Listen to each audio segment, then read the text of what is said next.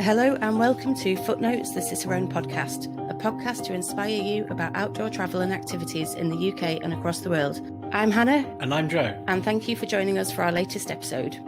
This episode is all about walking in Zermatt and Saas-Fee, the area covered in a brand new guidebook by Cicerone owners and authors Jonathan and Lesley Williams. Zermatt is one of the world's greatest mountain resorts, and this region in the Valais is famous for recognisable peaks such as the Matterhorn and Monte Rosa. Jonathan is Cicerone's publisher and managing director. He spends far too much time in the office, but tries to escape wherever possible, and says the more he sees, the more there is to see. Lesley is the marketing director at Cicerone and has enjoyed a lifelong passion for the outdoors and mountains. Their explorations have included many trips around the world, but this was their first guidebook together. Zermatt it's just a real mountain lover's paradise. There's the 4,000 meter peaks, the big, massive giants of the Alps that are just dotted around everywhere you look, one side of the valley and the other. Zermatt's just such a historical town for mountaineering and for walking and for exploration as well. I mean, like the history of climbing on the Matterhorn, it's got some remarkable stories behind it as well. But pretty much all the time from when you're walking in the Zermatt area, you can always see this perfectly triangular mountain rising up and looking a bit terrifying, really. But it's pretty cool to think that you don't really need to get your hands and your feet onto the Matterhorn in order to really enjoy what that area's got to offer, because there's quite a lot of pretty straightforward walking to be done in the area as well that's not going to leave you clinging to a cliff face. The closest I've come to enjoying the Matterhorn is eating a Toblerone. That's about my Matterhorn knowledge. It's the mountain on the Toblerone packaging. Is it in the middle of a patchwork of tons of long distance routes that you could do?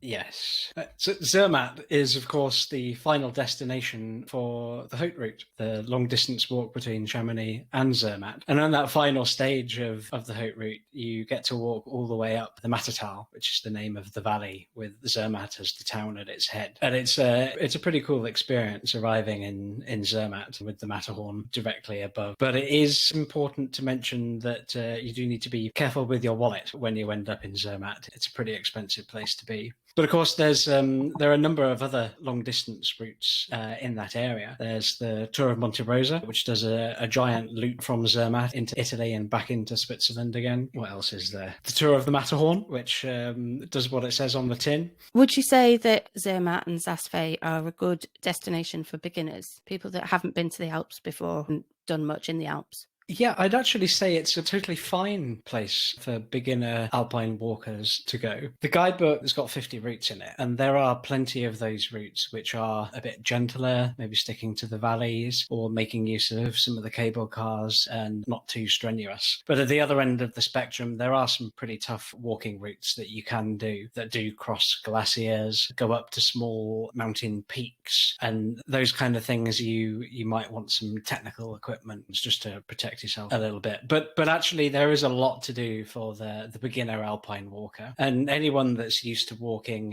in the Lake District or anywhere in the UK or really anywhere in the US will find it pretty good going to be walking in Zermatt and Saas-Fee. The paths are all very well signposted, as they tend to be in Switzerland, so you can always see, it's only an hour and 15 minutes to get to that cable car, or just go down there and Zermatt's not too far away. So those signs are really helpful, and those things are all the way across Switzerland. And the guidebook, the signs are really good, and the guidebook is really essential.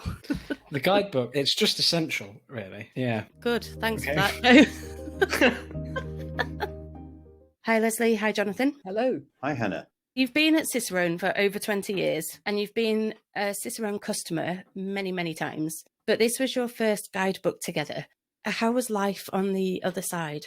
Well, perhaps we can qualify that just a little bit, because we've probably rewritten many guidebooks over the years. And also there is an element of the first guidebook together here. So yes, this was our first attempt to do it together.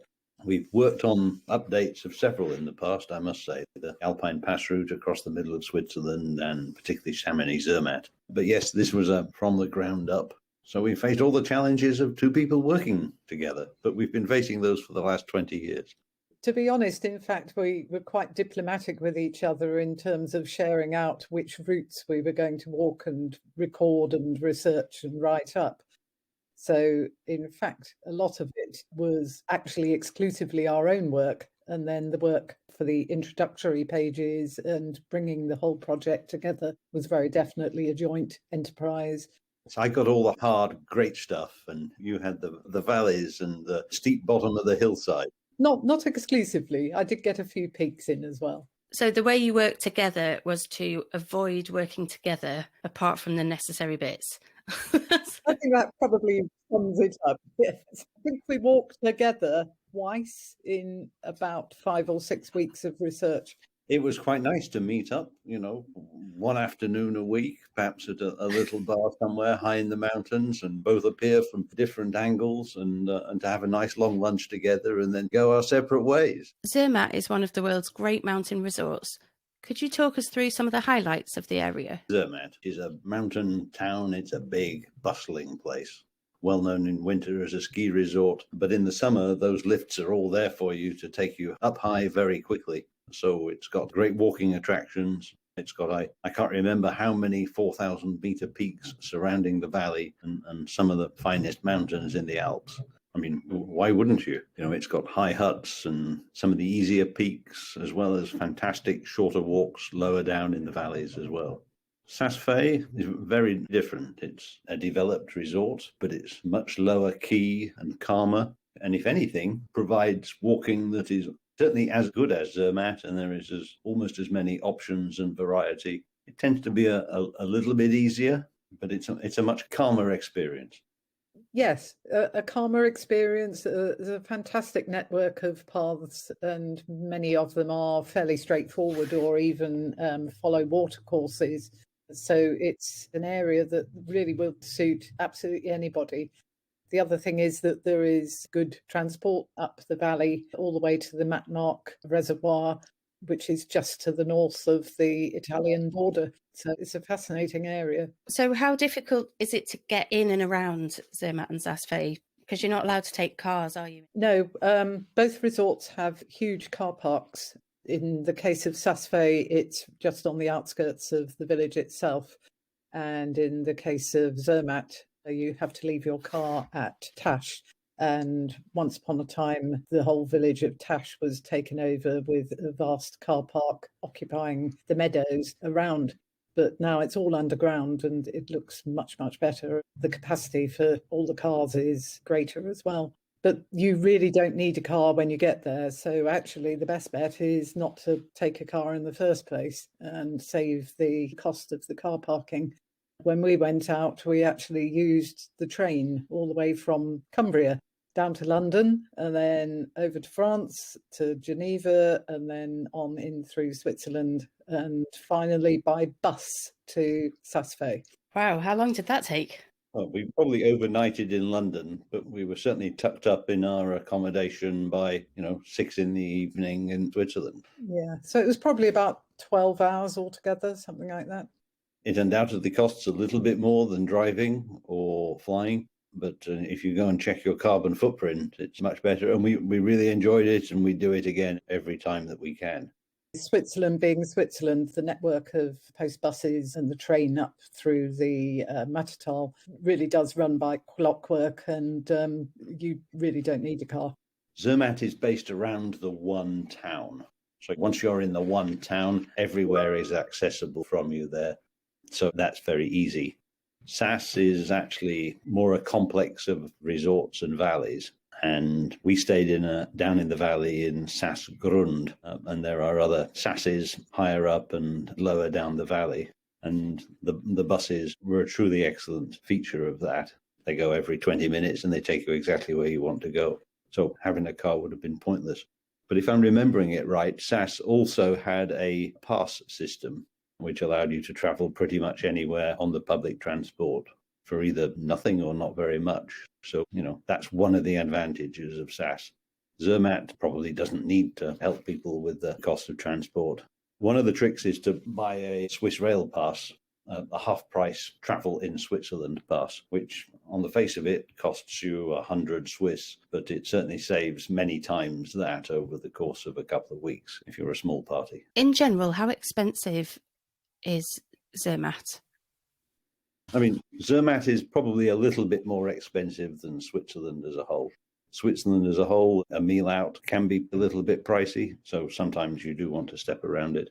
I mean, we were staying in apartments and we were by and large eating in the apartments, but we were also working because you're writing. At the end of our day and a shower, we'd settle down and start sorting out photos and GPS files and mapping and writing up our routes. So the chances to go off to the pub were surprisingly few and far between. We did have some very hot weather, though, and one of the things we did start doing was meeting for an ice cream before going back to do our evening work, shall we say. That was less expensive and very much needed. Brilliant. So how difficult are the walks in the book? It's a huge range. One or two of the walks in the book would be maybe an hour or something like that, on either virtually flat or very slightly hilly terrain, right up to some of the stuff that Jonathan was doing, which is sort of bordering on mountaineering. It's about as hard as it would possibly get while you still call yourself a walker. I think that's fair. I mean, the Swiss path network is thoroughly graded anyway, from yellow, very easy paths and tracks through red that they call Burgwanderweg, mountain paths, through to blue alpine paths. And, the red covers a pretty wide variety of things. And the alpine stuff is quite stern. Perhaps the hardest route in the book is the route to the Monte Rosa Hut, which crosses glaciers and then undulates over post-glacial terrain, I think is best described as. The glacier was there and it ain't anymore. And it's an extensive period of, in essence, scrambling, but with a drop. There's 50 routes in the book, so I guess if you're not up for something challenging, there's plenty to choose from. Yeah, absolutely, there's plenty. If you want exposure, you can find it. If you want a gentle, short afternoon and some beautiful old chapels, you can find it. If you sort of want a level walk from one cable car top station to another, there it is. Or if it's a shortish stroll to a friendly hut and a nice Coca-Cola, then you can do that. Every level of walking is catered for. If you would like to discover Zermatt and Saas-Fee for yourself, please head on over to the Cicerone website where you can get a 25% discount on the guidebook. Type in Zermatt 25, Zermatt 25 at the checkout. We hope you enjoy reading the guidebooks and discovering this wonderful area for yourself. So I know there's 50 in the book, so you probably walked even more than 50.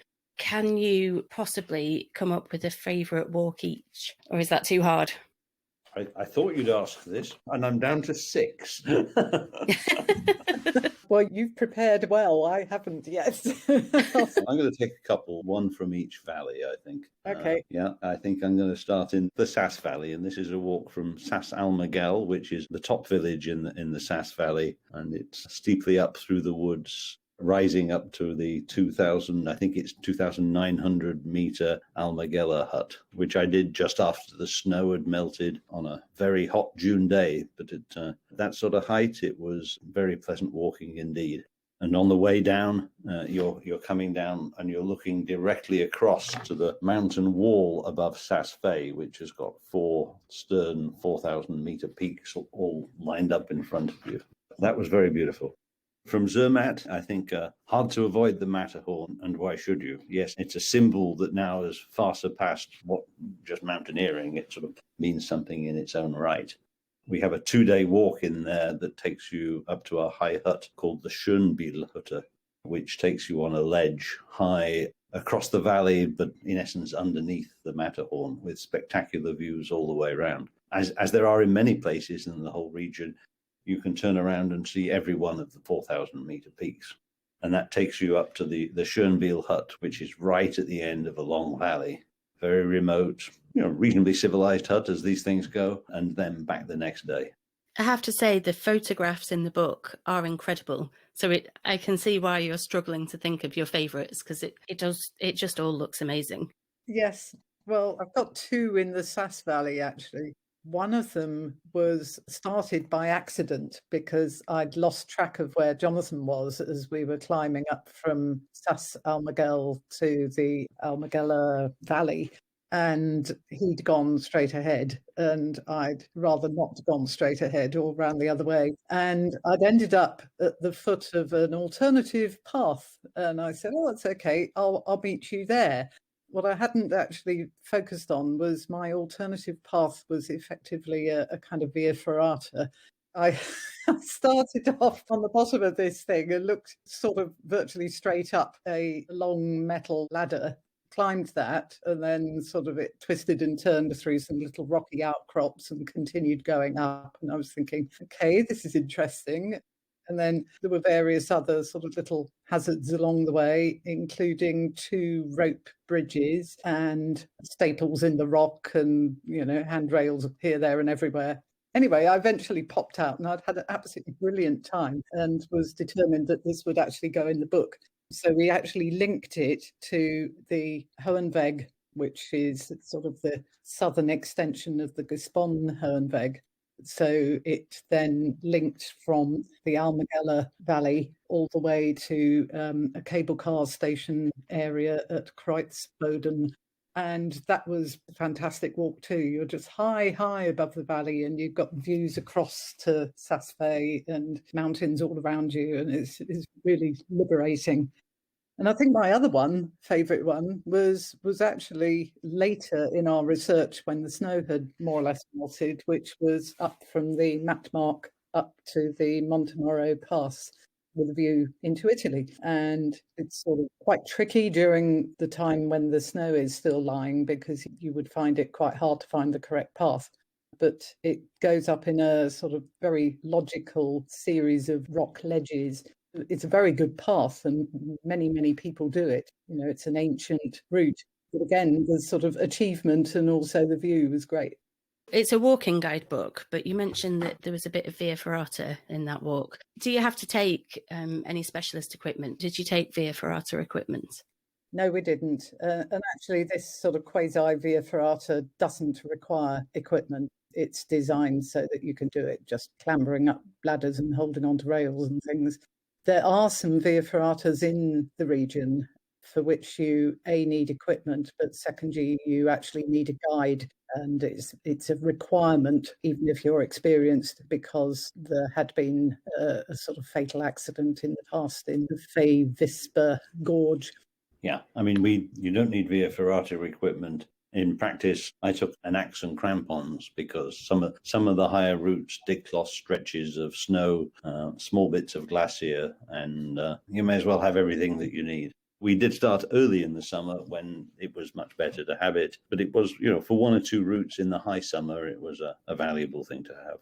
But, it's probably only a couple of routes would require that. And if you wanted to, it's all easily rentable in town. So talking about when you went, you said it was summer, but it was the sort of early start of summer. So when would you recommend going to Zermatt and Saas-Fee? Personally, I would probably suggest, the entire summer is fine.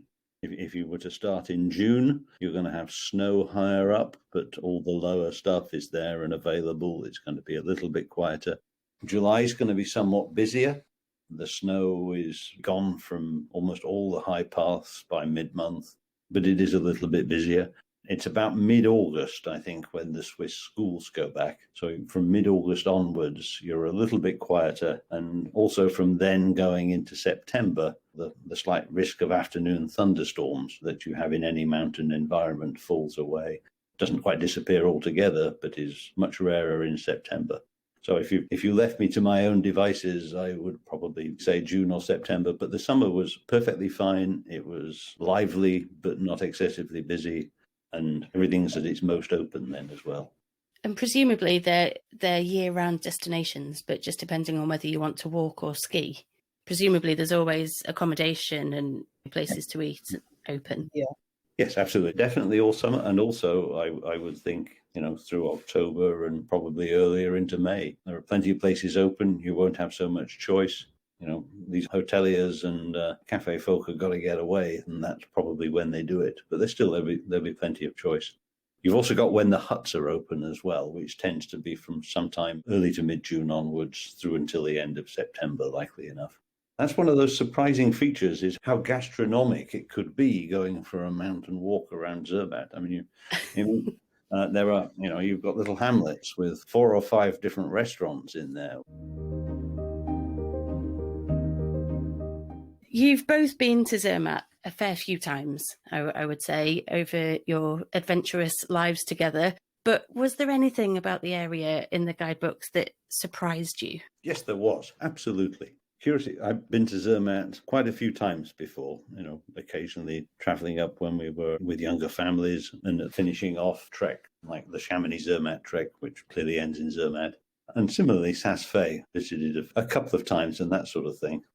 Before taking on the project, I kind of had my doubts about them. I hadn't truly warmed to either place when I was just visiting. And Zermatt, you'd arrive tired from the trail and be faced with this busy, bustling place, and you'd no idea what to do with it. Saas-Fee, it started as a village and has steadily developed, but it felt manufactured to me as a sort of perfect microcosm of mountain Switzerland. And I didn't know how I was going to get along with that.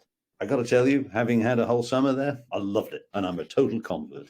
Yeah, I think that's right. If you're there for a little while and you're actually living there, and in our case, working there as well, it does become a little bit more of your own home, and that feeling of coming back each evening and getting to know one or two of the people who serve in the shops and things like that. It was a good experience. I'm looking forward to going back to do the update in the next edition in a couple of years. We did, in fact, stay in a third place. We had 2 weeks in June based in the Saas Valley, living in an apartment in Saas-Grund. And then in August, we had 2 weeks in Zermatt. And then our final 2 weeks, we're in a much smaller resort called Grächen, which is at about the same height as both Saas-Fee and Zermatt, but it's further north in the Mattertal Valley, but up on a high shelf.